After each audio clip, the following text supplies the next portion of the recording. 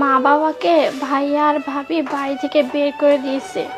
বলছিলাম কি, বাবা মাকে যদি আমাদের এখানে নিয়ে আসতাম তাহলে খুব ভালো হতো না?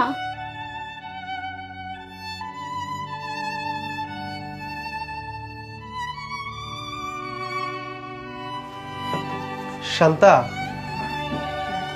তোমার বাবা আমাদের বিয়ের সময় এই টাকাগুলো আমাকে দিয়েছিল। আর বলতেছিলাম কি, এই টাকাগুলো দিয়ে যদি তাদের জন্য একটা বাড়ি ভাড়া করা যায়। কিন্তু ওনাদের জন্য অন্য বাড়ি কেন ভাড়া নিতে হবে? ওনাদের যদি এখানে নিয়ে আসি? আমার কোনো সমস্যা নাই এখানে নিয়ে আসলে, কিন্তু একটাবার ভেবে দেখো, ওনার ছেলে বাড়ি থেকে বের করে দিয়েছে। এখন উনি যদি মেয়ের বাড়িতে এসে থাকে তাহলে তারা অনেক লজ্জা পাবে। তুমি ঠিক কথাই বলছো। আচ্ছা, ওনারা এখন আছে কোথায়? সামনে একটা রাস্তা আছে না, ওই রাস্তার পাশেই বসে আছে। আচ্ছা ঠিক আছে, চলো তাহলে। আচ্ছা চলো।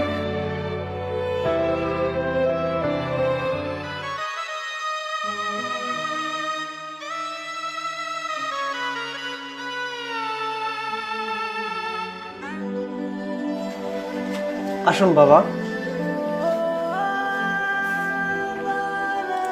বাবা, এটা কার ঘর? এটা আপনাদেরই ঘর, আজ থেকে আপনারা এই জায়গাতেই থাকবেন। হ্যাঁ বাবা, এই রুমটা তোমাদের জন্য নেওয়া হয়েছে। আজ থেকে তোমরা এখানেই থাকবে। এত টাকা দিয়ে এই ঘর নেওয়ার কি দরকার ছিল মা? বাবা আরিফ, আমি জানি তুমি অনেক বুদ্ধিমান, কিন্তু এত টাকা খরচ করে এই বাসা নেওয়ার কি প্রয়োজন ছিল?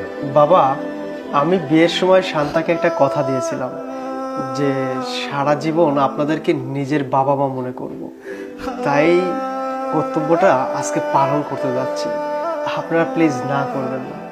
আর মা, আপনাদেরকে আমার বাড়িতে রাখতে আমার কোনো সমস্যা নেই, কিন্তু একটা কথা আছে কি জানেন, ছেলে বাড়ি থেকে বের করে দিছে।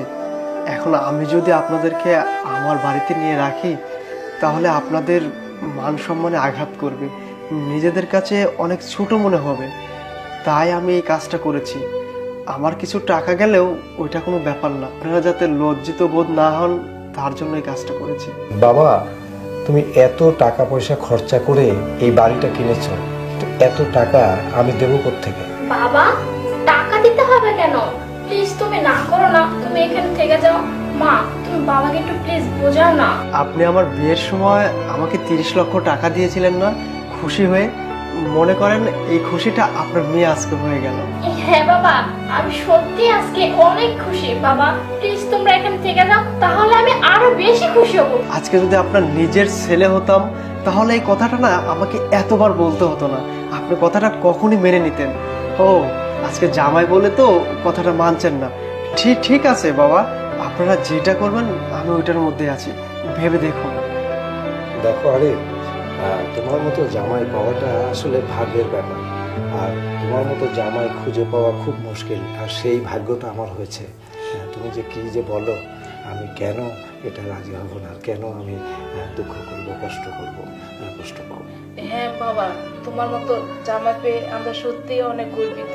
যেখানে আমাদের নিজের ছেলে আমাদের তাড়িয়ে দিল, মা থাক না, ওই পর্বটা বাদ দেন। কি বলছেন না বলছেন, আমি তো আপনাদের ছেলে, তাই না? দেখেন, ছোটবেলায় বাবা মাকে হারিয়েছি, বাবা মার ভালোবাসাটা কি জিনিস কখনো পাইনি।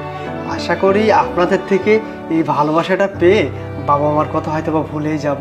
আচ্ছা বাবা, বাবা শোনেন, এখানে থাকবেন, যত খরচ আমি বহন করব, একদম চিন্তা নেই। হ্যাঁ মা, ঠিক আছে। এই শান্তা, মাকে সবকিছু বুঝে দাও না। বাবা চলো। তোমাদের এত